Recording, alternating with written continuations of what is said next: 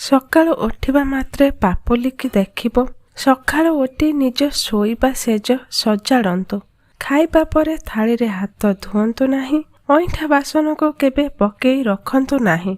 ପିନ୍ଧିଥିବା କପଡ଼ାକୁ ଓଲଟାଇ ରଖନ୍ତୁ ନାହିଁ ଏବଂ ଜଣେ ବ୍ୟକ୍ତି ପିନ୍ଧିଥିବା ପୋଷାକକୁ କେବେ ପୋଛିବା ଉଚିତ ନୁହେଁ। ଏହା କରିବା ଦ୍ୱାରା କ୍ଷତି ହୋଇଥାଏ। ସେହି ବ୍ୟକ୍ତି ଯେତେ ବି ପରିଶ୍ରମ କଲେ ମଧ୍ୟ ସେ କଦାପି ଖ୍ୟାତି ପାଆନ୍ତି ନାହିଁ। ମନ୍ଦିରକୁ ଖାଲି ହାତରେ ଯାଆନ୍ତୁ ନାହିଁ। ଘରର ମନ୍ଦିର ଏବଂ ଠାକୁର ଘରକୁ ଶନିବାର ଏବଂ ଅମାବାସ୍ୟା ଦିନ ସଫା କରନ୍ତୁ। ପୂଜା ପରେ ଆସନକୁ ଠିକ୍ ଜାଗାରେ ରଖନ୍ତୁ। ଅମାବାସ୍ୟା ସଂକ୍ରାନ୍ତିରେ ଚୁଟି କିମ୍ବା ନଖ କାଟନ୍ତୁ ନାହିଁ। ଦକ୍ଷିଣ ଦିଗକୁ ଗୁଡ଼ ରଖି ଶୁଅନ୍ତୁ ନାହିଁ। ପୂଜା ପାଠ ଦକ୍ଷିଣ ଦିଗକୁ ମୁହଁ କରି କରନ୍ତୁ ନାହିଁ। ଜୋତା ଚପଲ ଏପଟ ସେପଟ ପକାନ୍ତୁ ନାହିଁ।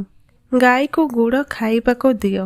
ଗୁରୁବାର ଦିନ ଚପଲ ଜୋତା କିଣିବା ଭଲ।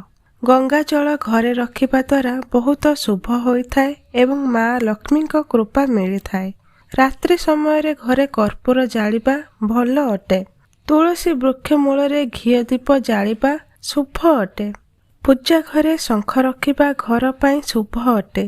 ଦକ୍ଷିଣ ଦିଗକୁ ମୁଣ୍ଡ କରି ଶୋଇବା ଦେହ ପାଇଁ ଲାଭ ଅଟେ। ଶୋଇବା ପୂର୍ବରୁ ରୋଷେଇ ଘର ସଫା କରିବା ଘରକୁ ଦରିଦ୍ର ଆସେ ନାହିଁ।